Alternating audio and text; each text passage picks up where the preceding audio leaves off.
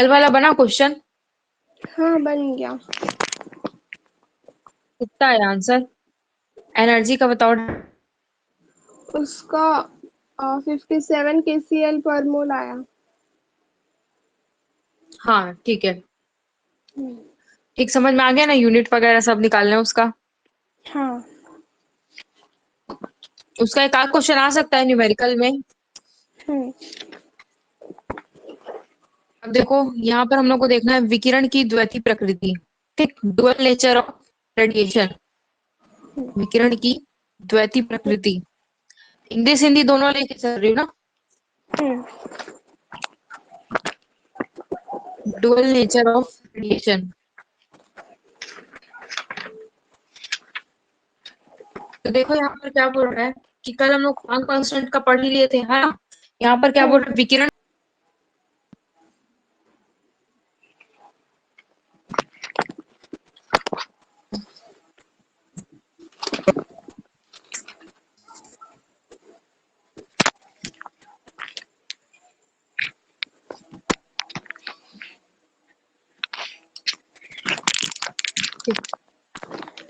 विकिरण को ऊर्जा पैकेट या फिर बंडल का प्रवाह माना जाता है, जिससे क्या होता है उसकी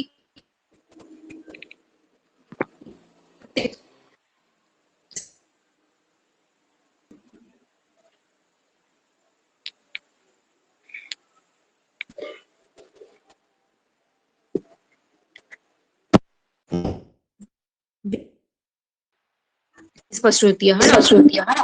स्पष्ट कर सकते हैं, विवर्तन और अपवर्तन जैसी घटनाएं भी स्पष्ट होती है। माइक ऑफ कर दो, आवाज आ रहा है। ठीक, जब यहाँ पर क्या बोल रहा है, विकिरण को हम लोग ऊर्जा पैकेट या फिर छोटे छोटे पैकेट या फिर बंडल का प्रवाह माने जाते हैं। इससे क्या स्पष्ट होता है, इस ऊर्जा पैकेट से किसी भी स्पष्ट होती है। और विवर्तन और अपवर्तन जैसी घटनाएं विकिरण क्या स्पष्ट करती है, तरंग प्रकृति स्पष्ट करती है। ये वो डेफिनेशन को समझना है ना, रटना नहीं है।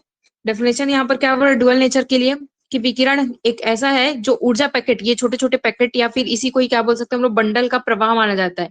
इससे हम लोग किसी भी जो रेडिएशन है उसकी कणीय प्रकृति को स्पष्ट कर सकते हैं। और क्या बोल रहा है, ये विवर्तन और अपवर्तनाएं परावर्तन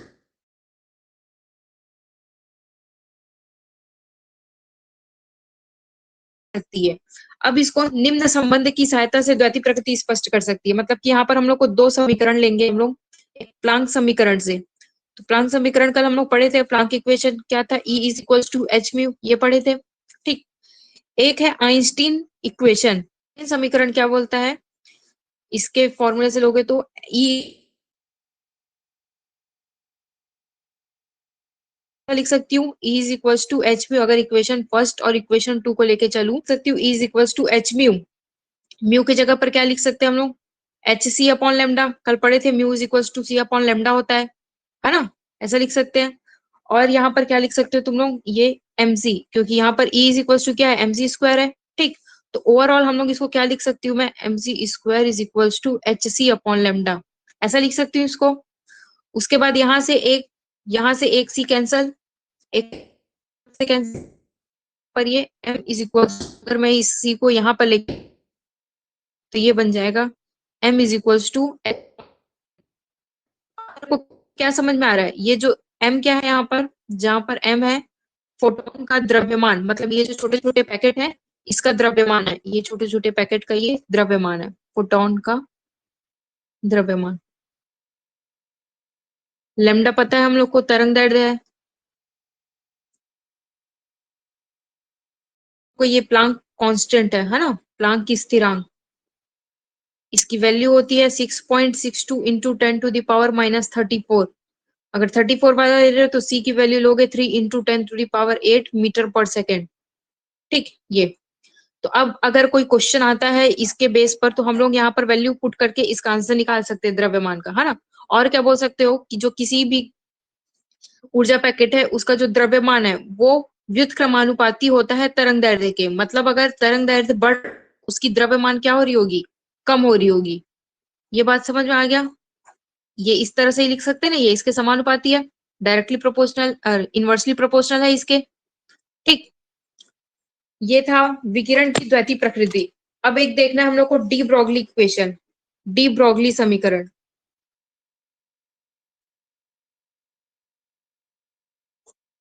डी ब्रोगली समीकरण किसी भी गतिमान कण, मान लो कि यहाँ पर क्या कर रहा है, इलेक्ट्रॉन गति कर रहा है ना, तो किसी भी गतिमान से क्या ज्ञात कर सकता है, वो संवेग ज्ञात कर सकता है ना, उसके तरंग दैर्ध्य ज्ञात कर सकता है, और संवेग तरंग दैर्ध्य इन सब के बीच में क्या कर सकता है, एक संबंध स्थापित कर सकता है, मतलब एक संबंध प्रदर्शित करता है। जैसे कि मान लो कि मेरे पास कोई गतिमान कण इलेक्ट्रॉन ई है ना, इसका द्रव्यमान मान लो कि m है। अब क्या बोल रहा है कि ये m वेग से, ये जो इलेक्ट्रॉन है m वेग से क्या कर रहा है, गति कर रहा है, m वेग बोल रही हूँ, वेग से क्या कर रहा है, ये गति कर रहा है ना, और इससे जो जुड़ी तरंग दैर्ध्य है वो क्या है, लैम्डा है, इसका द्रव्यमान कितना है, m है। ये डी ब्रोगली इक्वेशन है। तो अब इसमें भी हम लोग को दो समीकरण लेके चलना है। प्लांक समीकरण से क्या बोल रहा था, E is equal to h mu मिला, और दूसरा आइंस्टीन समीकरण, आइंस्टीन समीकरण E is equals to mc square, है ना ये। अब अगर दोनों को फिर से मैं इसी की तरह लिख सकती हूँ, mc square is equals to h mu, जहां पर मेरे को पता है म्यू इज इक्वल्स टू मेरे को आता है एच सी अपॉन लेमडा। फिर से मैं यहाँ से एक सी और यहाँ से एक सी काट दी।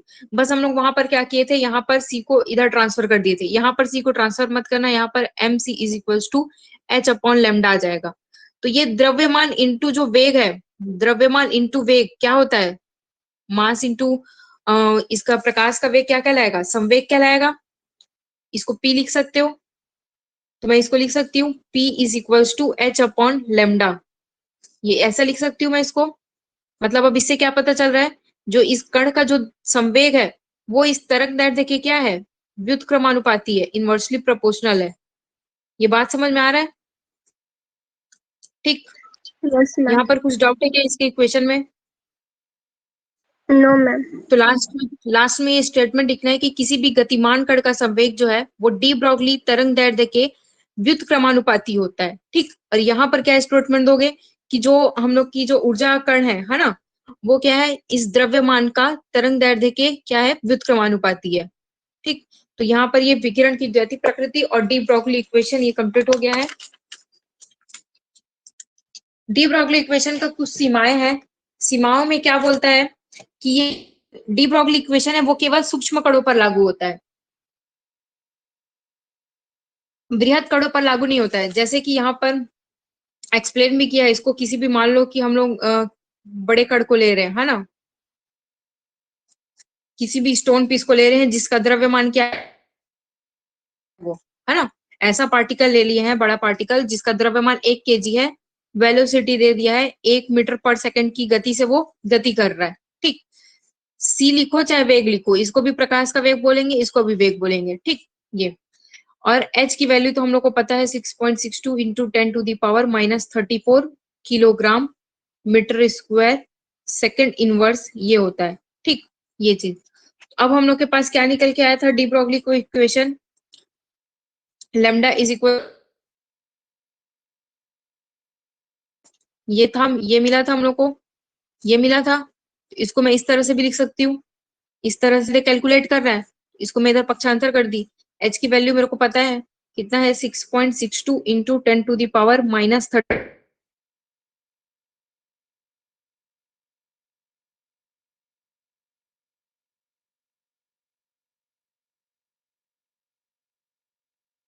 इसकी इकाई लिख लो किलोग्राम मीटर स्क्वायर।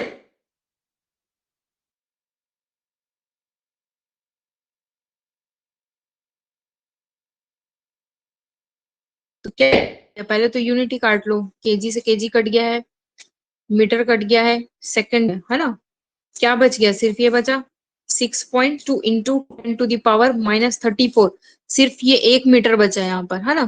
तो इसकी यूनिट में क्या आ गया, ये मीटर आ गया। अब बताओ इसको मैं, 1 पिकोमीटर इज इक्वल टू क्या, मीटर कल बताई थी, इज इक्वल्स टू 10⁻⁻12 मीटर। हाँ, तो अगर मैं इसको पिकोमीटर में लिखना चाहूँ तो इसको मैं क्या लिख सकती हूँ, और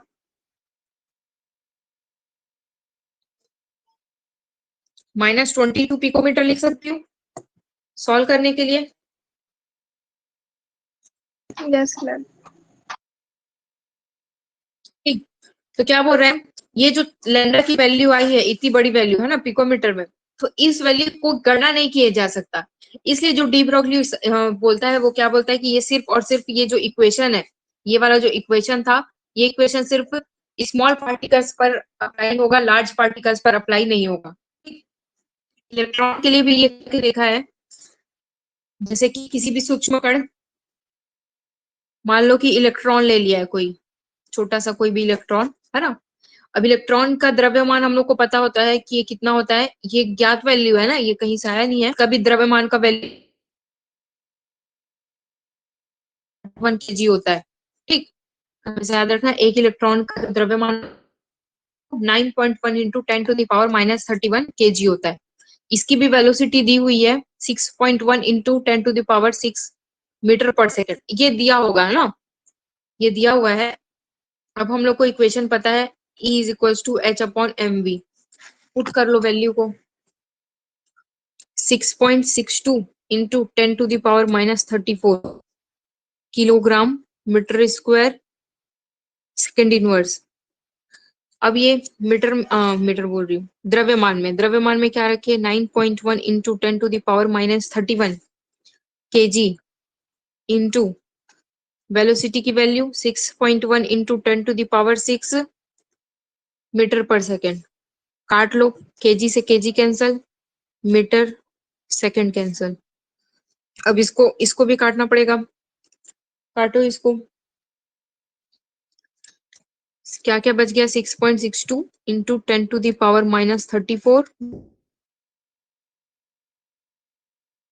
इंटू 10⁻⁻31 इंटू 6.1 इंटू 10⁻6। तो इन दोनों को वो कर लो, सॉल्व कर लो, कितना आएगा, इन दोनों को इंटू कर लो और सॉल्व कर लो। इन दोनों को इंटू करने पर कितना आ रहा है, 9161।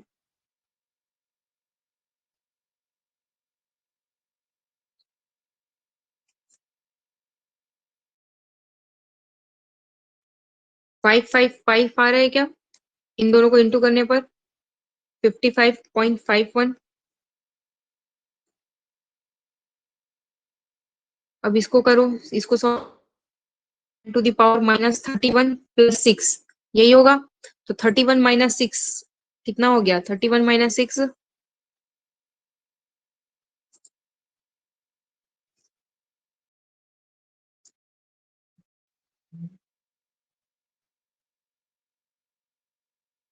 25 आएगा क्या,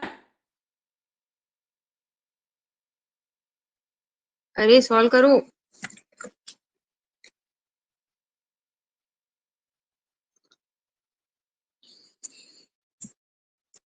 हेलो,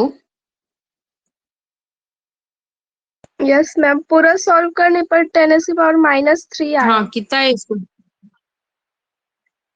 -31 इंटू 6, -31 + 6 इंटू नहीं थोड़ी करना है, इसको माइनस करना है। 31 में से 6 गया, कितना बचा,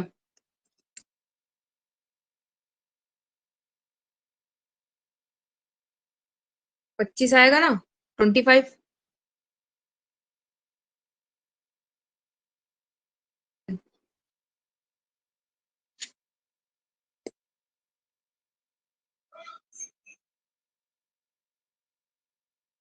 फिर जब इसको सॉल्व करोगे, है ना, इन दोनों को जब सॉल्व करोगे, तो इसको जब काटोगे तो इसका ये वैल्यू आएगा कुछ 1.21, है ना।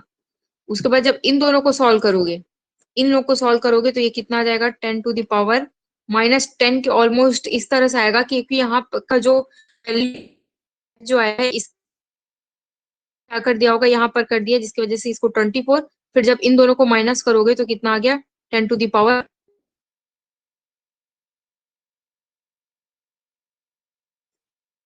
इसके पॉइंट को भी अगर मैं हटाना चाहूँ तो यहाँ पर +2 हो जाएगा, तो ये 121 इंटू 10⁻⁻12 हो जाएगा। अगर मैं बढ़ाना चाहूँ इस तरफ, तो ये कितना हो जाएगा, +2 हो जाएगा। अब मेरे को पता है कि 1 पिकोमीटर इज इक्वल्स टू कितना होता है, picometre is equals to 10⁻⁻12 metre होता है ना।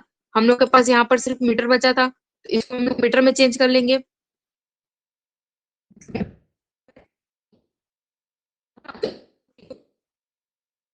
(121 पिकोमीटर)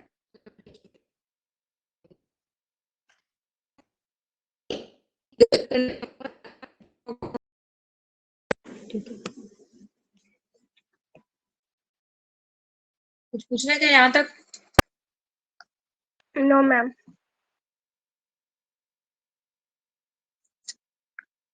अगला है हाइजेनबर्ग का अनिश्चितता सिद्धांत।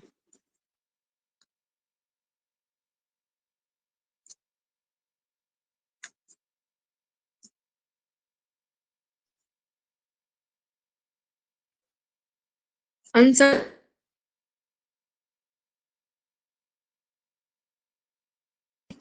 ये क्या बोल रहा है? चीर सम्मत यांत्रिकी एक साइंटिस्ट थे।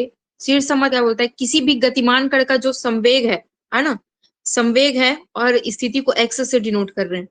किसी भी गतिमान कण का संवेग और जो स्थिति है वो शुद्धता पूर्वक उसका एक ही साथ निर्धारण किया जा सकता है, ऐसा बोल रहा था चीर सम्मत यांत्रिकी, है ना। लेकिन फिर एक और साइंटिस्ट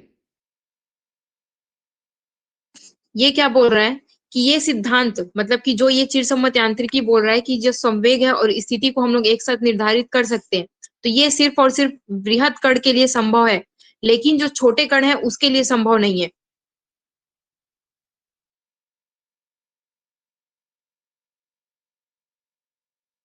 करेंगे तो ये हाइजेनबर्ग बोल रहा है कि स्थिति में अनिश्चितता आ जाएगी।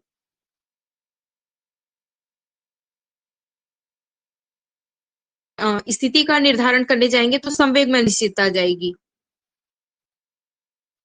ऐसा बोल रहा था ये हाइजेनबर्ग। मतलब चिरसम्मत यांत्रिकी तो ये मत करो, दोनों के लिए इन दोनों का शुद्धता पूर्वक निर्धारण किया जा सकता है, लेकिन हाइजेनबर्ग बोल रहा है ये जो बोल रहा है ये अगर हम लोग सूक्ष्म कण में देखने जाएं तो ये सिर्फ अगर संवेग का निर्धारण में अनिश्चितता आ जाएगी, स्थिति का निर्धारण करने जाएंगे तो संवेग में अनिश्चितता आ जाएगी। तथा यदि क्या बोल रहा है कि दोनों मतलब स्थिति और संवेग दोनों को एक साथ निर्धारित नहीं किया जा सकता, तो इसके लिए यहाँ पर ये इक्वेशन दिया है कि किसी भी गतिमान कण की स्थिति मतलब अब स्थिति में परिवर्तन करना है तो परिवर्तन को मैं डेल्टा से रिप्रेजेंट करूंगी, डेल्टा पी, है ना, और स्थिति को एक्स से डिनोट करूंगी, ये डेल्टा एक्स। तो किसी भी गतिमान कण की जो स्थिति है ये स्थिति और ये संवेग का अनिश्चितता का जो गुणनफल है वो h/4 पाई के बराबर या तो फिर इससे अधिक होगा, संवेग और स्थिति के गुणनफल के बराबर या तो फिर इससे अधिक होगा। ठीक, ये इक्वेशन को वहां पर स्टेटमेंट के रूप में लिखा है कि किसी भी इलेक्ट्रॉन की जो संवेग है और स्थिति का गुणनफल h/4 पाई के बराबर या तो फिर उससे अधिक होगा। ठीक, इसी को हम लोग और कैसे लिख सकते हैं? m delta v, delta p is equals to p is equals to mv होता है ना। तो p में चेंज है, डेल्टा p में चेंज है, तो ये हो जाएगा m डेल्टा v। ये अब इसको इस तरह से लिख सकते हो, ये है हाइजेनबर्ग अनसर्टेनिटी का सिद्धांत, जहां पर डेल्टा p है संवेग में अनिश्चितता, ये पूरा पूरा लिखना है ना एग्जाम में। डेल्टा x है स्थिति में अनिश्चितता,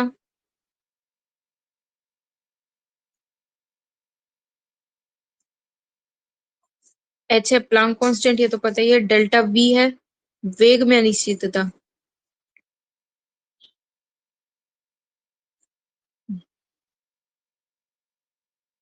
वेग में क्लियर रहना ना, ये संवेग है, ये वेग है, और जो हम लोग c लिखते हैं वो प्रकाश का वेग होता है ना। ये और यहाँ पर पाई का वैल्यू 3.14 लिख लो या 10/7 लिख लो। m है कण का द्रव्यमान,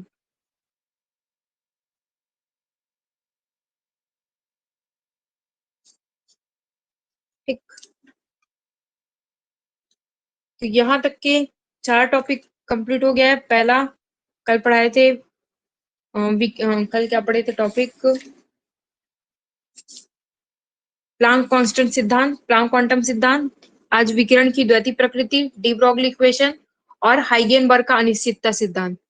अब हम लोग को ऑर्बिटल के बारे में समझना है। ऑर्बिटल के बारे में समझना बहुत जरूरी है क्योंकि यहाँ पर हाइब्रिडाइजेशन का क्वेश्चन आता है तुम लोग का। स्पीड तो नहीं हो रहा है? No ma'am. देखो यहाँ पर हम लोग को पता है s ऑर्बिटल होते हैं, p ऑर्बिटल होते हैं, d ऑर्बिटल होते हैं, f ऑर्बिटल होते हैं। ठीक, इतना तो पता ही होगा, है ना, 11th क्लास में पढ़े ही होगे। तो जो s ऑर्बिटल होता है, सबसे पहले इसके बारे में एकदम क्लियर देख लो। s ऑर्बिटल जो है, इसकी जो आकृति होती है वो कैसी होती है? गोलाकार होती है। इसलिए इसको क्या बोलते हैं? अदिशात्मक बोलते हैं। मतलब इसकी कोई दिशा नहीं होती है, गोलाकार होता है इसका। जब हाइब्रिडाइजेशन कर तो इसका जो स्ट्रक्चर है वो गोलाकार में। इसमें एल की वैल्यू, क्वांटम संख्या पड़ी होगी, है ना, तो एल की वैल्यू जो होती है वो 0 होती है, और एम की वैल्यू भी 0 होती है। देखो कैसे, यहाँ पर 3 एक्सिस लेंगे, ये एक्स एक्सिस है, वाई एक्सिस, और यहाँ पर ये जेड एक्सिस। ये मान लो कि कोई 1s ऑर्बिटल है, 1s ऑर्बिटल, तो क्या बोल रहे हैं, अगर मान लो कि हम लोग के पास 1s हो, 2s हो, 3s हो, है ना, या 4s हो, कितने भी s हो, नंबर ऑफ n मतलब कि कितने भी s हो, ठीक, तो किसकी ऊर्जा और आकार बढ़ेगा? तो 1s की जो एनर्जी है वो सबसे कम होगी, 2s की 3s से कम होगी, 4s की 3s से कम होगी, है ना। मतलब कि जैसे जैसे n की वैल्यू बढ़ते जाएगी, ऊर्जा भी बढ़ते जाएगा और उसका आकार भी बढ़ेगा। ऊर्जा व आकार क्या होते जाएगा? बढ़,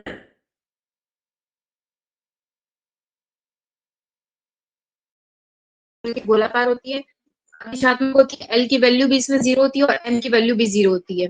ठीक, एम चुंबकीय क्वांटम संख्या, एस में दो करते हैं, तो यहाँ पर ये एल की वैल्यू यहाँ पर ये 0 होगी। जब भी एस ऑर्बिटल होगा,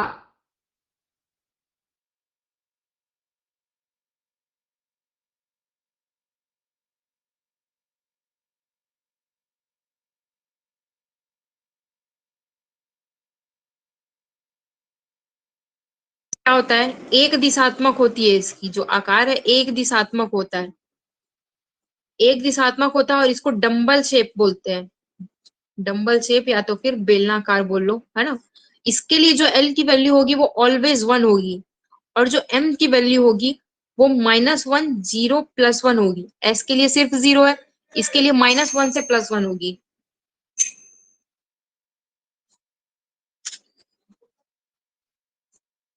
अब देखो यहाँ पर पी के लिए इस तरह से, एस के लिए एक ऑर्बिटल बनेगा, ये फर्स्ट टाइम में समझना बहुत जरूरी है ना, इसको ध्यान से समझना, क्योंकि अब ये फाइनल ईयर में आएगा, तो लोग क्या करते हैं उन लोगों को समझ में नहीं आता है, क्यों +1 ही लिए, क्यों -1 लिए, ये सब उन लोगों को समझ में नहीं आता है। तो वो सारे चीज अभी मैं बेसिक क्लियर बताऊंगी, ठीक है। तो देखो यहाँ पर m की वैल्यू इस बॉक्स के लिए -1 है, इसके लिए +1 होगी, ठीक, m की वैल्यू, सॉरी, l, हाँ, m की वैल्यू, और l की वैल्यू 1 होगी। l की वैल्यू 1 कैसे होगी, देख, हम लोग को 0 1 2 3 ये लेके चलना है l की वैल्यू के लिए। तो l क्या बताएगा, अगर 0 होगा तो हम लोग का s ऑर्बिटल है, 1 होगा तो p ऑर्बिटल होगा, 2 होगा तो d ऑर्बिटल होगा, 3 होगा तो f ऑर्बिटल होगा।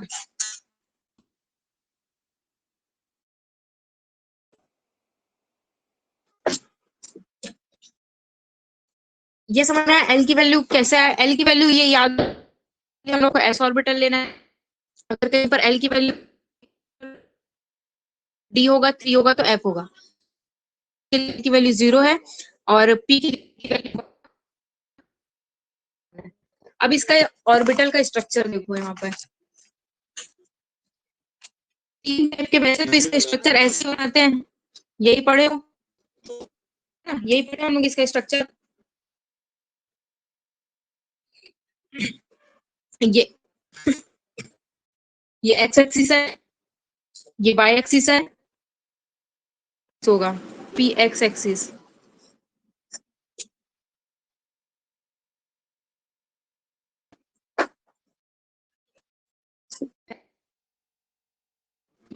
इस तरफ जो है, और ये होता है पी जेड एक्सिस, ये है एक्सिस कभी भी इसको मत बोल देना, ये जेड एक्सिस नहीं है ना, ये जेड एक्सिस है, ये वाई एक्सिस है। ठीक, इतना क्लियर रहना ये चीज को। अगला है डी ऑर्बिटल, तीसरा डी ऑर्बिटल। तो डी ऑर्बिटल जो होता है डबल डंबल शेप होता है, डबल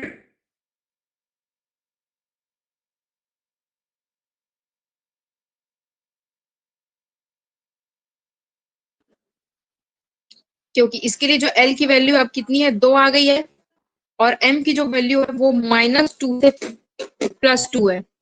एस के लिए 0 थी, पी के लिए -1 से +1 थी, एम के लिए डी के लिए -2 से +2 रहेगी। मतलब ये -2 फिर -1 0 फिर +1 फिर +2, मतलब -2 से +2 तक 5 इलेक्ट्रॉन यहाँ पर रहेंगे। 5 बोल रही हूँ, 5 ब्लॉक यहाँ पर रहेंगे, और एक ब्लॉक में 2 इलेक्ट्रॉन भराने की कैपेसिटी रहती है। तो टोटल इसमें कितने इलेक्ट्रॉन भरे जाएंगे, 10 इलेक्ट्रॉन। पी ब्लॉक में ऑलवेज 6 इलेक्ट्रॉन होंगे, और एस में 2 इलेक्ट्रॉन की ही कैपेसिटी होती है भरने की। एस में 2 इलेक्ट्रॉन की कैपेसिटी होती है, सिर्फ 2 इलेक्ट्रॉन ही फिल हो सकता है। पी में 6 इलेक्ट्रॉन ही फिल हो सकता है, और डी में 10 इलेक्ट्रॉन। अब हम लोग डी के बारे होते हैं, एक होता है हम लोग सामने ब्लॉक होते हैं, इसको बोल देते हैं T2G सेट। T2G सेट को हिंदी में बोलते हैं निरक्षीय ऑर्बिटल, निरक्षीय ऑर्बिटल। और ये जो लास्ट के 2 सेट होते हैं इसको बोलते हैं EG सेट,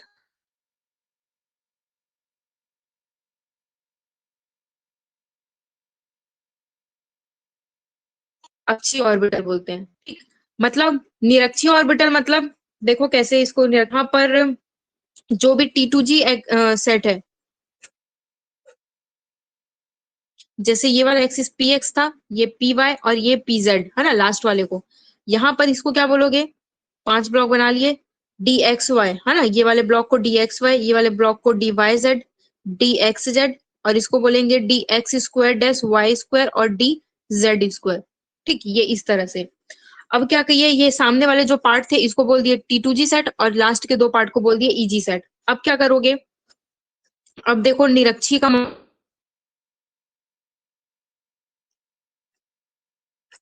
ठीक 5 बनाना है हम लोग को, तो मैं DXY यहाँ पर बनाऊंगी, DYZ, DX स्क्वायर और यहाँ पर DZ स्क्वायर। देखो ये एक्सिस है ना, ये एक एक्सिस है, एक एक्स एक्सिस ये है वाई एक्सिस। तो अब जो यहाँ पर ऑर्बिटल बन रहा है वो एक्सिस पर ना बनकर के कहाँ बन रहा है, एक्सिस के बीच में बन रहा है, इसलिए इसको बोलते हैं निरक्षीय ऑर्बिटल है ना, triply degenerate orbital. D Y Z जो है, ये वाई है ये जेड है, तो ये भी कहाँ बन रहा है, एक्सिस के बीच में बन रहा है। डी एक्स जेड है, ये भी कहाँ बन रहा है, एक्सिस के बीच में इसका ऑर्बिटल बनता है, इसलिए अब यहाँ पर देखो ये कैसे बनेगा, ये जो ऑर्बिटल इस एक्सिस के ऊपर बनेगा इसको बोलते हैं डी। और जो ये जेड है यहाँ पर इसको बोलते हैं डी जेड की, ऑर्बिटल इसके बने हुए हैं, एक्सिस बने हुए हैं, इसलिए इसको EG सेट बोलते हैं। इन दोनों को या तो फिर क्या बोल सकते हैं हम लोग, 2 समान ऊर्जा के ऑर्बिटल बोल सकते हैं, या तो फिर डबली डीजनरेट ऑर्बिटल इंग्लिश में बोल लो, या फिर अक्षीय ऑर्बिटल बोल लो। ठीक, अक्षीय मतलब इसमें जो भी ऑर्बिटल है वो एक्सिस पर प्रेजेंट, इस तरह से। तो यहाँ तक ये कुछ पूछ रहा है क्या अभी तक, ऑर्बिटल के बारे में क्लियर समझ में आया क्या? Yes ma'am. अब लास्ट है F ऑर्बिटल, इसको बोलते हैं दिशात्मक।